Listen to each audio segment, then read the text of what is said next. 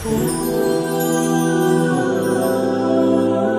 الإسلام سنة حسنة فله أجرها وأجر من عمل بها بعده من غير أن ينقص من أجورهم شيء.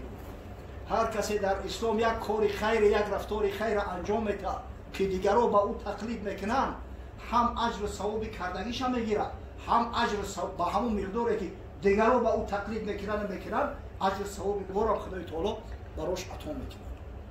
و من سن فی الاسلام سنتا سیئة کان علیه وزرها و وزر من عمل بها من بعده من غیر ان ینقص من اوزارهم شیء. هر کسی که در اسلام یک کاری بد را وارد میکنه، یک کاری ناخوش و خوب را وارد میکنه، هم گناهی کردگیش در نامه اعمالش مینویسه، هم کسایی که با او تقلید میکنه و کاری همون را انجام میکنه. سبحان الله. همون مردک وقتی که همون خلطه همیون آورد برای همون برادرای فقیرش، حضرت امیر در نظر داره که ببینه این کاری خیر کرد، یک سنت حسنه را جاری کرد، مردم دیگه با او تقلید کردن، این همی با ایواز هر کدامش، هر سرشماری کسی که همی کاری خیر کرده است، خداوند امر میکنه که در نامه اعمالش صدقات خیرات ثبت کنه. کاری هر بز نیست خیرمن گفتن، گاوی نر میباید مردی کهن. هر بز خیرمن گفتن نمیتونه. برای خیرمن گفتن نرگاو در کاره، نگودمی با تجربه در کاره. خدا برکت نصرت بده جوان مردو را که الحمدلله یک کاری خیری کردن، ولی دیگه در حاضر غایب به خدا قسم هم میگن چو رفته است.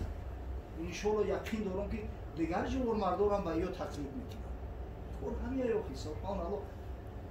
700 خانواده صاحب گوشی خوراک گوشتار میخرن، بخی کوری اندکه خدا برکت تای شرجان بارا امروز یک کار نمایی کرد.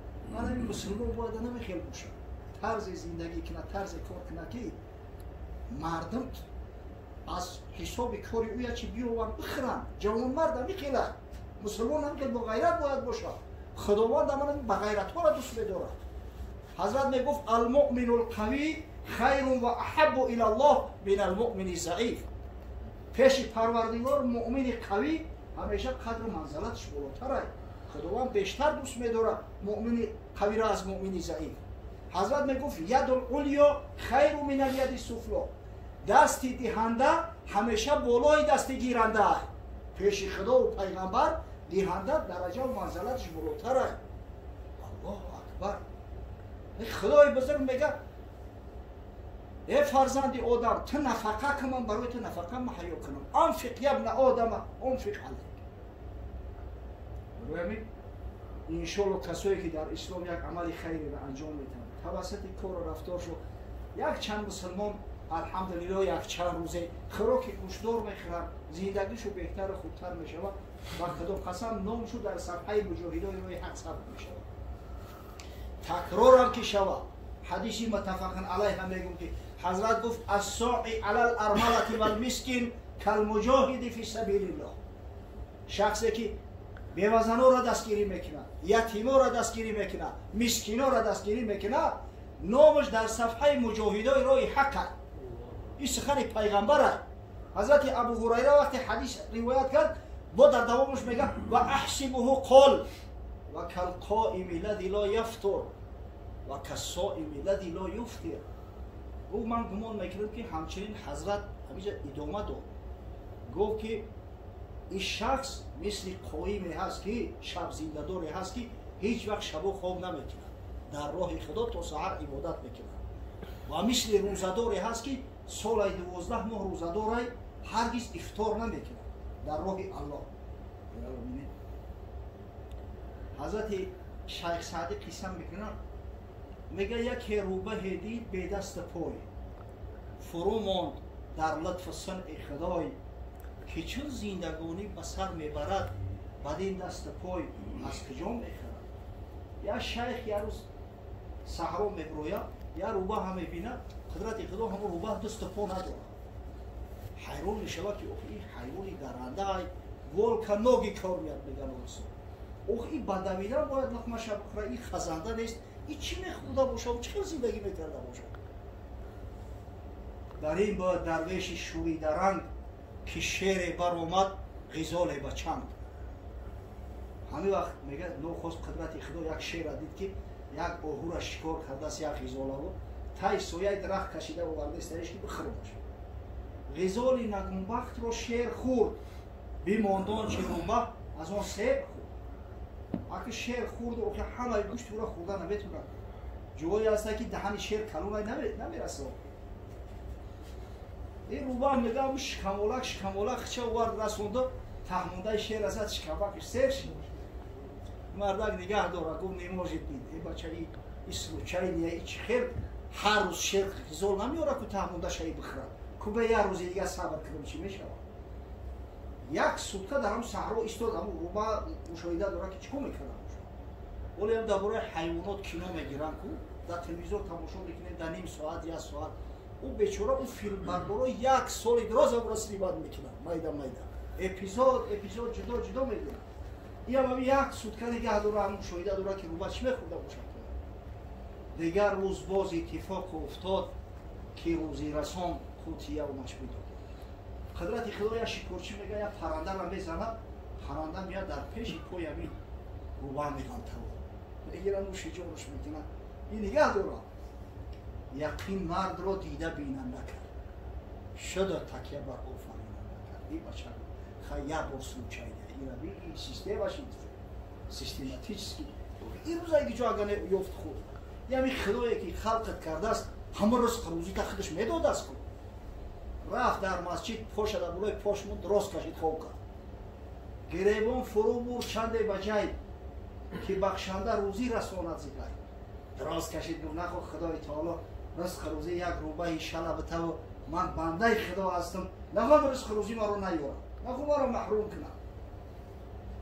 3 شب روز خواب میکنه بیچاره، نه بیگانه تیمار خودش نه دوست، چه چنگش رگ و استخوان مانده بود. یک کسی یک تکنونش نمیاره. همین 3 سوتکه در مسجد خواب یک کس راقش نمیکنه، یک چیش نمیاره. اوقا مرگزیده را خواب میبره و بشنه را نه به طاقت میشود. چه صبرش نماند از ضعیفی و هوش، به طاقت چی وقت میبره.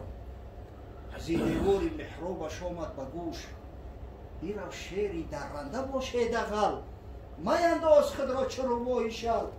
همین وقت میگه از همین محرابی مسجد یک صدا در روش شما که خونه پولی گندم حادثه را دیدی، میموری از شیر عبرت بگیری. تو چی کتاب بموردن ببی دکتر پوتا نپوی همه روبای شل دراز بگیری، میموری ترم را مهنت کنی حاصل تو با دیگرو بخورن تا همونده تره یک کسی دیگر بخورش کمش تیر شود. چه مردان با رنج راحت رسان، مخنث خرد دست رنج کسان. اکترا مرده که دعوای مردی میکنی، مرد کسی را میگن که انا هم خودش بخره و هم با کمودش به مردم برسن. کسی نیک بیند به هر سرای که نیکی رساند به خلق. مخلوق قسم همین رفتار که داری بعضی جای مردم همین میبینی واقعا ما حیات پیغمبر صلی الله علیه وسلم، حیات صحابه و پیش نظر میگیرد. خداوند محفل خیری همام ما را مبارک بگرداند و از جمیع بلا و بزن اهل این خاندان برادرای محترم که در این محفل خیر شرکت دارد برخوردار و بنصیب دارد، جمیع بلا و فتوایش سر منظور بسازد، جمیع مراد و مقصود حاصل دارد. خدا مسلمان را غیرت هر کجای روشن سعی کند. بله خدای بزرگ راست فرودی تمه فرستد، لیکن اما الله بزرگ میگه که یا عبدی حرک یدک انزل علیک رزقی، یه بنده تو دستک تا اقلا اندک بجمونده ما رزق روزی تا بفرستم. انشاءالله یک عمل خیر، یکی از همون سنت هایی که رسول خدا صلی الله علیه و سلم ذکرش کرده است، یعنی آیین خوب و خیری هست که امید دارم که دیگران را به همین تقلید کنند. و خدا قسم اگر همین آدمایی که ثروتمند هستند اگر همین صد یک حصه جوانمردی شما را داشته باشند، من یقین دارم که در تاجیکستان دیگه تلبیده نمیکنند. لیکن متاسفانه هستن به غیرتایی که حتی زکات مالشون نمیدن. زکات مالشون نمیدن. دولتش را فیل بردارد میانش بشکند، همتش را پشه بردارد و هندوستان برد. خدا کنه که حیات پیامبر، تاریخ اسلام برایشان درسی دیده شد. پروردگار را صحبت گونه صحبت معاصر بگردان، نه صحبت های بی تاثیر. خداوند عیده برای اهل خاندان اهل این محفل خیر مبارک بساز. خدایا تا عید دیگر امتان حبیبت محمد صلی الله علیه و سلم اصلاح محفوظ و سالم و تندرست نگه دار.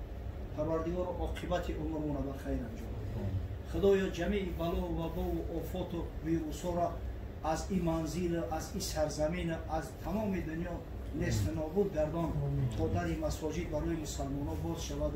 مسلمانان نمازی و جماعت در مساجد در خانه‌های انجام می‌دهند. برحمتك یا ارحم